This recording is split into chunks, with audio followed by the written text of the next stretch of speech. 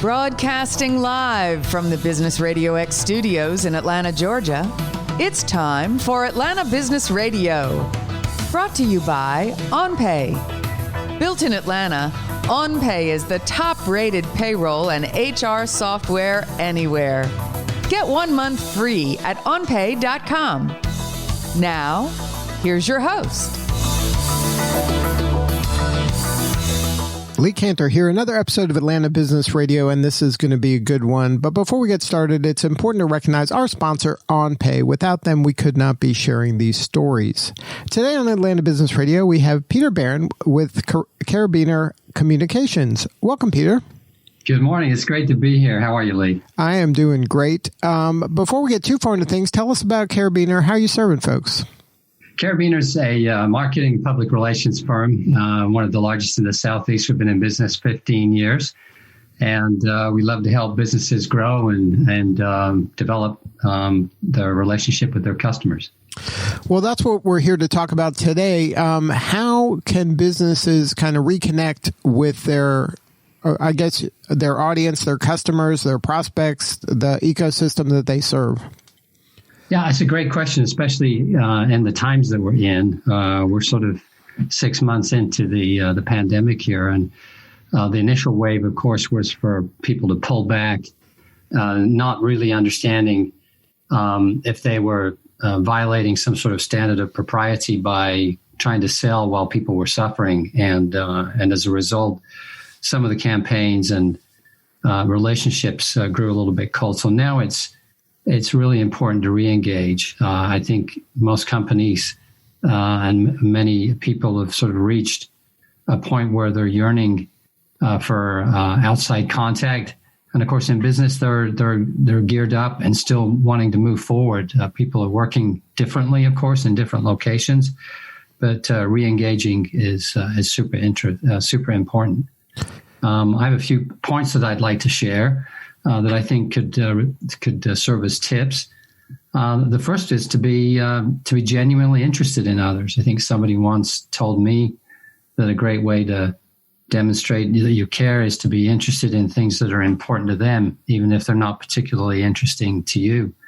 That's a great way of demonstrating that you care. So instead of being transactional or looking for something that is one-sided, a benefit for you, it's important to establish more of a personal relationship and get to know them. And so in your outreach to others, take that time to get to know their personality and their interests and see if there's any things that you share in common.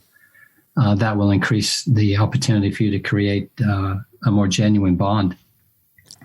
The second is to sort of get past the one-click likes to establishing a dialogue. This pertains, of course, more to social. It's very easy to just like and share things, and of course, that's become the standard.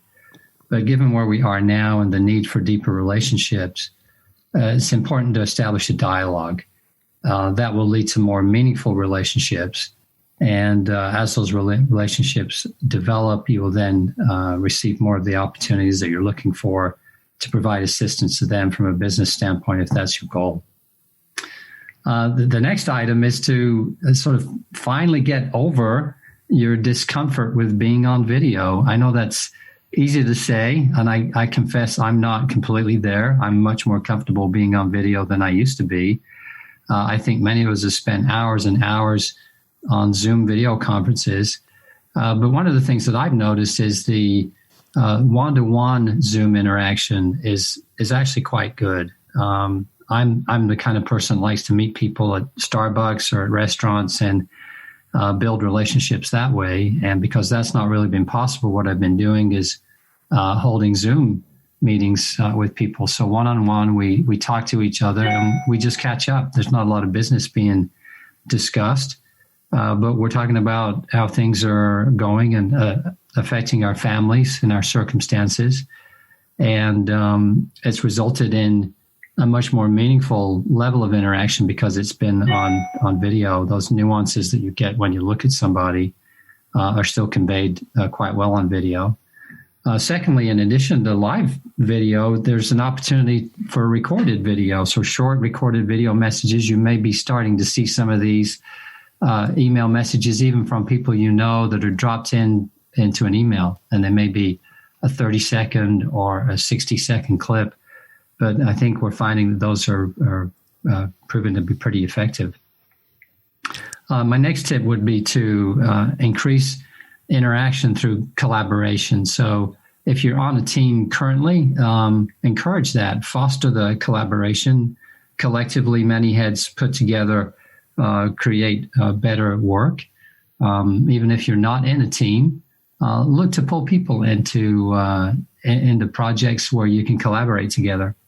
I've actually spent a good bit of time during the COVID pandemic on a few committees, and I found that to be very stimulating, and we're contributing to the sort of advancement of a larger goal.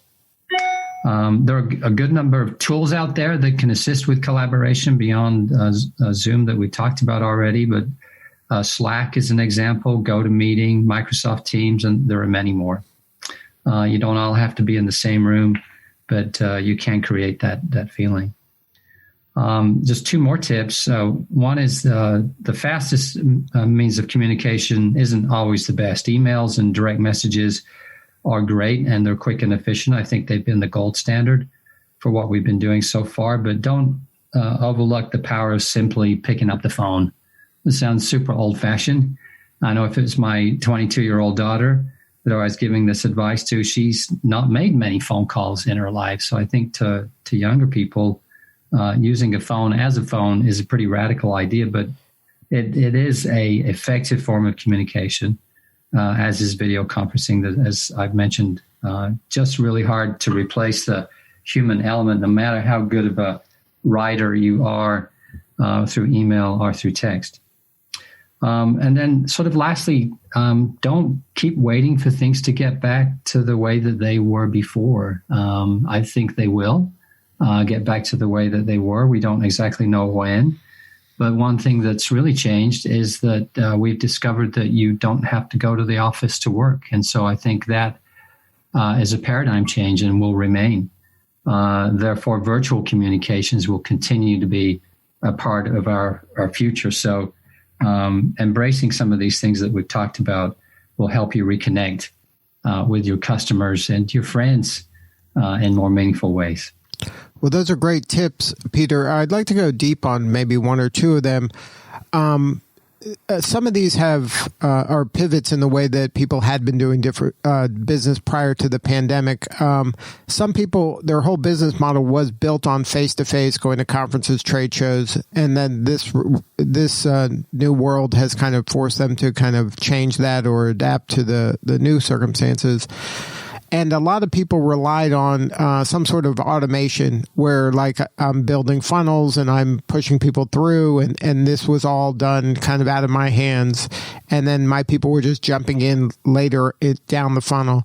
How have you seen people adapting to the times and people in your industry in terms of communications that are more, I don't want to say less effective, but I want to say they're softer and less direct. Maybe they're putting out information, content, things like that, and creating the opportunity to interact. How do you see this kind of being adapted in today's world? Yeah, that's a good question. So in the absence of being able to go to things like conferences and trade shows and seminars, and of course there generally was a dual reason to do so. One, was to go see what's going on if you're an attendee. The other was perhaps to listen to the experts. Maybe you'd learn something new. You may be a part of a profession where you got credit for attending things like that. Those things, for the most part, have moved online for the most part. There are some interesting tools, things like Gatherly, which is out of Georgia Tech, or NovoLogic, or Remo. There are platforms that try and mimic the experience that you would have if you were showing up at a convention facility or a hotel ballroom, where you can go in and pick things to go and see, people to interact with. Gatherly, for instance, has an interesting function where you can look at a graphic of people milling around in a room, and with your pointer, you can click on somebody to meet, or there may even be a group of 3 or 4 people meeting. You can click on that and see if you can get yourself involved in that group. So there are ways that are evolving where you can sort of interact virtually as you used to personally. The one thing I wanted to add that your question sort of brought up is there's a great need on the part of businesses to still gather information that helps them to move forward and be competitive. And yet we're living in a time where most of the content that's put out there is sort of bought and paid for by the people that produce the content and put it out there. There's kind of a dearth of credible sources, and I think that's created a thirst.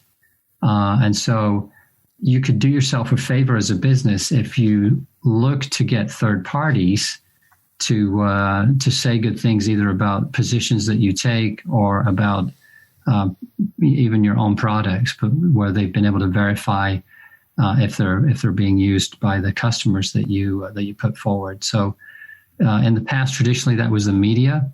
That still is the case. I think we're seeing a little bit of a renaissance, especially with trade media functioning as a credible source of information. More so in these times as people look for information that can help them do their jobs. Industry analysts were out of favor for a while. I think they're coming back into favor in terms of people seeking out their reports. So that would be how I react to that, is sort of blend into your mixture the opportunity to take advantage of some of these new platforms, but also up your efforts to get your information out through credible sources. Now, are you thinking that is now the right time to start planning for the end of the pandemic and to start ramping things up to behave as if the pandemic's going to end at some point, and then we're going to get back to some semblance of the way that it was in terms of, we can't social distance from this point forward for the rest of our lives. I think at some point there's going to be some return to the way that it was in terms of gathering it human to human in person and things like that. Should you be starting to lay some groundwork today for that eventuality, or do you not think that is an eventuality? I do think you should. And if you don't, you will be flat-footed, because I think the return to normalcy will be accelerated and maybe exaggerated. I think there'll be a number of vaccines potentially hit at the same time. I think we're all in the dark a little bit as to timing.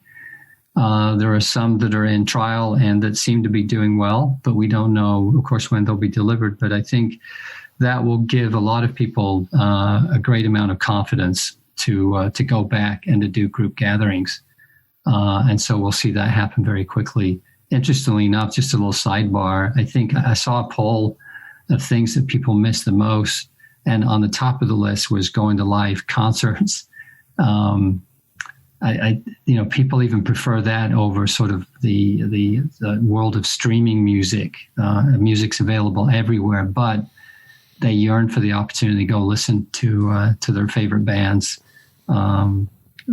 performing live. So that just to me underlines the great thirst that there is for human connection.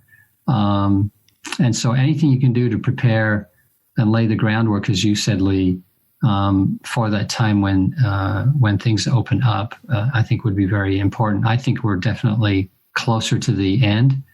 We're beyond the middle, I feel. I'm not qualified to make those predictions. I put that forward as a feeling. And therefore, I think it's prudent to develop some of those strategies and put those things in place. Right. You can't discount that humans are social creatures and that this is part of our DNA. I mean, over millennia of gathering. And right. I don't think we can now just kind of live in pods from this point forward. I think that's unrealistic. I agree with you that I think that you have to at least start thinking about how you're going to attack this when it's over or towards the end, so that because there's going to be such pent up demand, I believe, for travel, conferences, meetups, face-to-face, just getting back to some semblance of the way that it was, that there's going to be an opportunity there for the folks that can figure this out. Yeah, tremendous pent-up demand. I totally agree. So, Peter, if somebody wanted to learn more about your work or get on the conversation with somebody on your team, what is the website?